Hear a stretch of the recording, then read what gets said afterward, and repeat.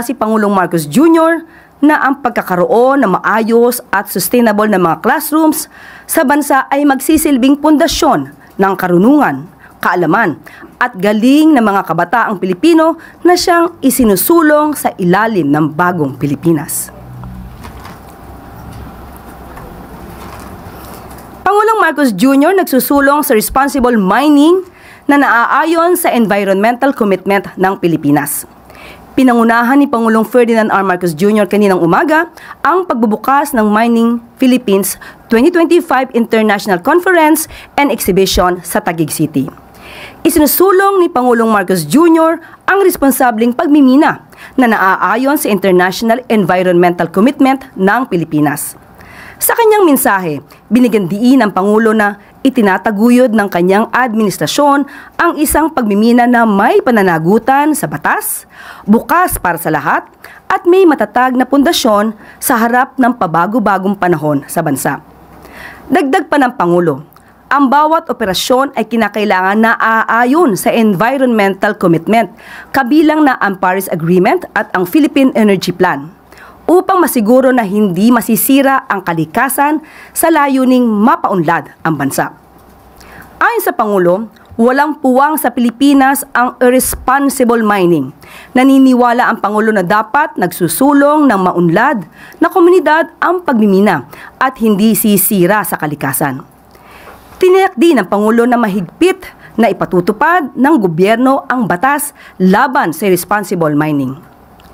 Sa gitna ng pagsusulong para sa kaunlaran, binigyan din ng Pangulo ang kahalagahan ng transparency sa mga kikitain mula sa pagmimina na dapat ay magbubukas ng mga paaralan, hospitals at mga kalsada na magsisilbing tulay tungo sa kaunlaran ng bansa. Itinuturing ni Pangulong Marcos Jr. hindi lang blessing ang mining industry sa bansa, kundi isang responsibilidad na may malaking kontribusyon sa electric vehicles, batteries at bagong teknolohiya sa bansa. At naglalayong isulong ang clean energy. Nananawagan din ng Pangulo na sama-samang paghubog sa mining industry na pwedeng ipagmalaki ng bansa na magsisilbing haligi ng kaunlaran at huwaran ng sustainability. The story of mining in our country is a story of our people, of how we optimize what we have to create a better future for everyone. We are offered the chance to help power the global green transition and to ensure that this progress uplifts every Filipino. Mining should build communities, not burden them. We must power the future without endangering the earth that sustains us. The wealth from our soil should translate into schools for our children, hospitals for families, and roads that link people with opportunities. At maaari na po akong tumanggap na inyong mga katanungan. First question, Maricel Halili, TV5. Magandang hapon po, Yusek. Yusek, a private citizen filed a letter of sentiment before ICI yesterday, asking the ICI to look into the possible ties between First Lady Liza Marcos and Maynard Ngu. Your thoughts on this po? Unang-una po ay ang isang nagpamigay o nagbigay ng letter of sentiment. Kung di tayo nagkakamali, ito ay nangangalang John Santander. Para siyang isang nuisance candidate na parang binigyan ng pera para bumili ng suka at isinabay ang pagbibigay ng letter of sentiment para dalhin sa ICI. Kung inyo makakahalubilo muli ang isang John Santander, maaari po ba niyong itanong sa kanya kung alam ba niya ang mandato ng ICI? Alam naman natin na ang mandato ng ICI ay mag-imbestiga ng mga maanumalyang flood control projects at mga infrastructure.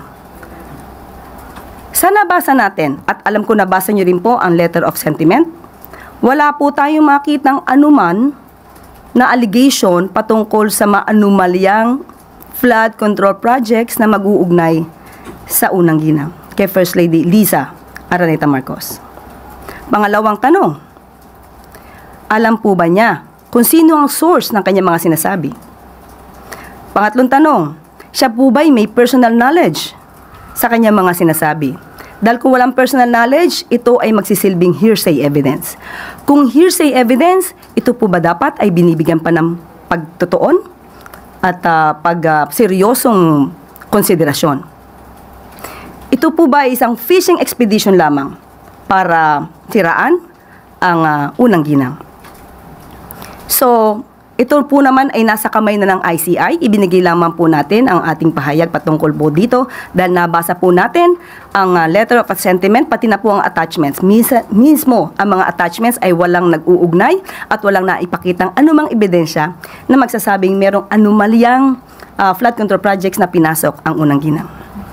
Yusek, were you able to talk to either the President or the First Lady? Ano po yung nabanggit nila o naging reaction nila dito? Ang unang-unang sabi po ng First Lady ay hindi po niya ito bibigyan ng anumang pansin dahil ito po ay hearsay evidence.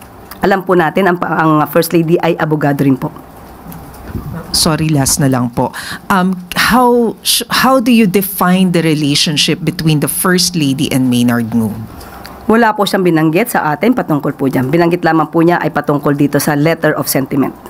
Salamat po. Next question, Job Manahan, ABS-CBN. Hello po, Yusek. Good morning po. Just confirming the reports, if former Ombudsman Merceditas Gutierrez was appointed as chairman of the National Senior Citizens Commission. Confirmed. Kailan po siya in-appoint at hanggang kailan po yung term niya? Mag-expire po ang kanyang term hanggang sa September 17, 2031.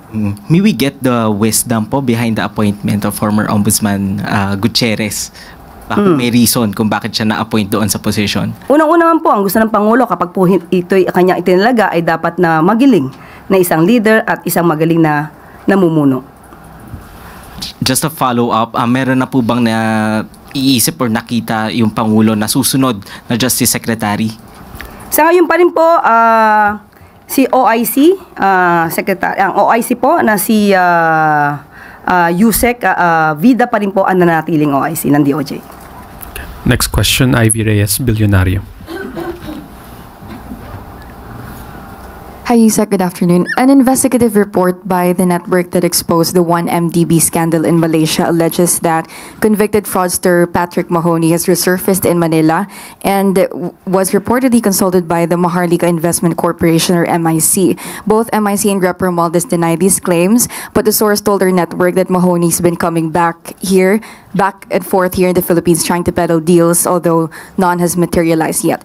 Has the MIC previously consulted foreign advisors? And if so, would the admin be willing to disclose names? Unang-una po, hindi po natin masasagot kung ano po ang kaugnayan ni Congressman Romualdez. Ang masasagot lamang po natin kung ano po ang sinabi ng MIC.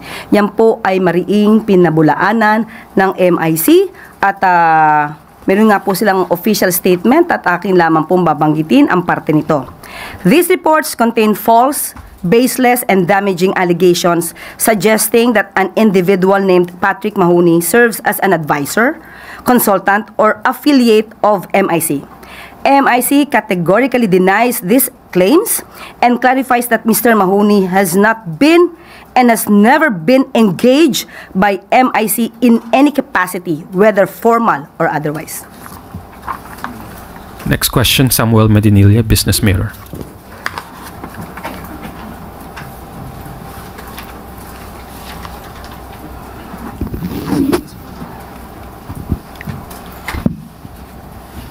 Good afternoon, Yusek. Tatanong ko lang po, i-confirm ko lang po if the President has already accepted the resignation of the 3 GSIS Board of Trustees and kung meron na pong na-appoint na replacement sa kanila. Opo, yung pagre-replace po, abangan na lang po natin kung sino po ang itatalaga ng ating Pangulo sa mga nag-resign po. Follow up po. Yung 3 GSIS Board of Trustees na nag-resign raw po ay may allegations against kay GSIS President Vic Veloso. Meron na po kayang reaction dun si Pangulo regarding dun sa allegations nung nag-resign? Sa ngayon po, malalim pa rin po ang pag-aaral na ginagawa dyan at lahat po ng aligasyon ay hindi po ito tutulugan ng Pangulo at aaraling mabuti kung ito ay may katotohanan po.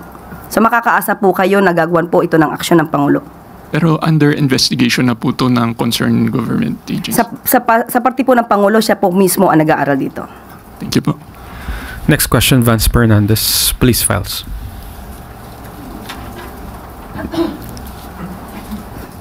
Good afternoon, ma'am. Because of the rampant corruption in the Philippines, will the President consider reviewing the possible return of death penalty? Sa ngayon, wala pa po nababanggit ang Pangulo, pero syempre sa pag-aaral po, no, kung ito po ay ipapataw muli at mawawala ang suspension or lifting ng pag-suspend sa death penalty, pag-impose ng death penalty, dapat pong aralin to dahil hindi lamang po ito bigla-biglang sinasabi na dapat nandiyan na ang death penalty. Inaaral mabuti dahil po dapat malinis, mabuti, maging maayos. Itong tinatawag nating 5 pillars of criminal or justice system rather. 5 pillars of justice system.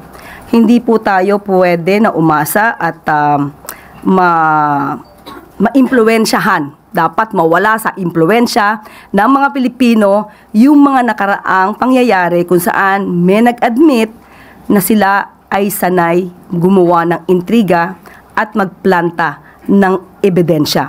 Paano kung ang inosente ay nagawa ng intriga at naplantahan ng ebidensya? Death penalty ang maaaring ipataw. Kawawa naman po yung masasabi nating inosente. So, ang muling pagpapataw ng death penalty ay dapat inaaral ng malaliman. Thank you, ma'am. Next question, Job Manahan, ABS-CBN. Tapos na si... Okay. Last question, Janelle Maribohok, UNTV. Magandang hapon po. May sagot na po ba yung Office of the President dun sa writ of kalikasan na inihain sa SC? May kaugnayan sa flood control po. Tutugon na lamang po ang gobyerno, ang administrasyon, kung ano po ang sinasabi ng Supreme Court. Kung sila po ay pinagagawa ng response or reply patungkol po sa petition for the issuance of writ of kalikasan, tutugon po ang Pangulo. Okay. Follow-up question, Ivan Mayrina. Follow-up ito, ma'am, dun sa tanong ni Masek kanina. Is Mr. Maynard Ngu still special envoy Hindi to na China? po. Hindi na po. As of August 2025, hindi na po. August 2025. Was he asked to resign? Did he resign voluntarily? Did his supposed alleged involvement in the flood control scandal have anything to do with him ceasing to be a special envoy? Nag-expire po kasi ang term niya. Tapos na po. 6 months lamang po yun. So, hindi naman po ni-renew. Expired na ang term. Okay. Ma'am, tungkol po dun sa binanggit nyo kanina kay Mr. Santander, yung mga ganong action po ba, are those encouraged? Do you encourage the public to go to the ICI to volunteer leads or information? Depende. Regardless kung kanino man po ito tutungo, regardless kung kaalyado o hindi. Depende. Pwede nating encourage kapag sila ay kompleto ng ebidensya. Kung meron patutunguhan, vetted. Pero kung ito po ay paraan lamang para magkaroon ng fishing expedition, para ang ICI ang gumawa ng paraan para mag-imbestiga sa mga akusasyong wala namang basihan, hindi po kasi yata yun ang mandato ng ICI. Dahil ang mandato ng ICI, diretso tayo sa mga maanumalyang flood control projects at infrastructure. So, kung ito po ay mayroong mga ebidensya at masasabi nating verified yung kanilang mga dokumento at sila ay may personal knowledge, dapat lamang po nilang itong dalhin sa ICI. But isn't that the whole point, ma'am, of providing leads para nga po mas maimbestigahan ng malalim? Kung may lead. The problem with the letter of sentiment, ni walang lead tungkol sa flood control projects at sa infrastructure. So, anong lead ang binibigay ni Mr. John Santander? Yun ang dapat malaman ng mga tao, ng mga kababayan natin. Hindi dapat gumawa lamang ng letter at sabihin na imbestigahan ito dahil marami na pong mga issues na ang iniimbestigahan ng ICI, mga issues na may mga ebidensya, may mga issues na dapat talaga imbestigahan. Huwag na po silang magdagdag kung ang balak lamang po nila ay isang fishing expedition. Last follow-up from Tuesday New, DZBB. Hi, ma'am. Other matters to, sorry. Ma'am, ano na po ang lagay noong alok dati ng administrasyon o ni Presidente kay General Torre? Kasi nabanggit nyo before na may alok. So, ano po bang posisyon ang iaalok sa kanya? Sa ngayon po ay wala pa po tayong detalye patungkol po dyan. Hintayin na lamang po natin kung ano po ang magiging desisyon ng Pangulo. Right. Last one, ma'am. Kumusta po ang lagay ngayon ng Maharlika Investment Fund.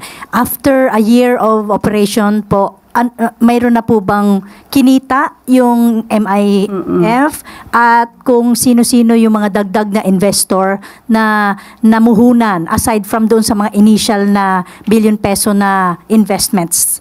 Kukuha po tayo ng pinaka-update, most probably by this week, maaari tayo makakuha kung ano pong update at kapag ka po mayroon na po tayong update tungkol sa kanilang mga operasyon at mga nagkaroon ng negosasyon, ibibigay ko po agad sa inyo. Salamat po. Okay, that's the last question, Yusek. Maraming salamat. Pagpapaunlad sa teknolohiya, hindi yan bago sa pananaw ng Pangulo. Pangulong Ferdinand R. Marcos Jr. noon pa nakatutok sa pagpapaunlad ng teknolohiya para matugunan ang pangangailangan sa kalusugan, edukasyon, pagsugpo sa kriminalidad at iba pa. Pangulong Marcos Jr. tiwalang aangat ang Pilipinas sa larangan ng teknolohiya sa pagbubukas ng bagong data centers ng Equinox sa Cavite. Muling binigyan diin ni Pangulong Marcos Jr. ang commitment ng pamahalaan na maiangat ang pamumuhay ng taumbayan dala ng pag-unlad ng bansa sa larangan ng makabagong teknolohiya. Sa mensaheng ipinaabot ni Pangulong Marcos Jr. sa inaugurasyong bagong data centers ng Equinox sa Cavite, hinikayat ng Pangulo ang lahat na magkaisa tungo sa pagpapaunlad ng bansa sa larangan ng teknolohiya at sa pamumuhay ng bawat isa. Ipinaabot ng DICT Secretary Henry Aguda ang mensahe ni Pangulong Marcos Jr. sa naganap na inaugurasyon kaninang umaga sa Carmona, Cavite. Ayon sa Pangulo, ang inaugurasyon ng 3 state-of-the-art data centers ang mas lalong maglalagay sa Pilipinas sa global digital economy. Dagdag pa ng Pangulo na malinaw din ang mensahe na ang Pilipinas ay konektado, competitive at nagsisikap na umangat sa larangan ng teknolohiya. Binigyan din ni Pangulong Marcos Jr. na mayroong mga aktibong papel na gagampanan ang pamahalaan sa paghubog sa digital future ng bansa.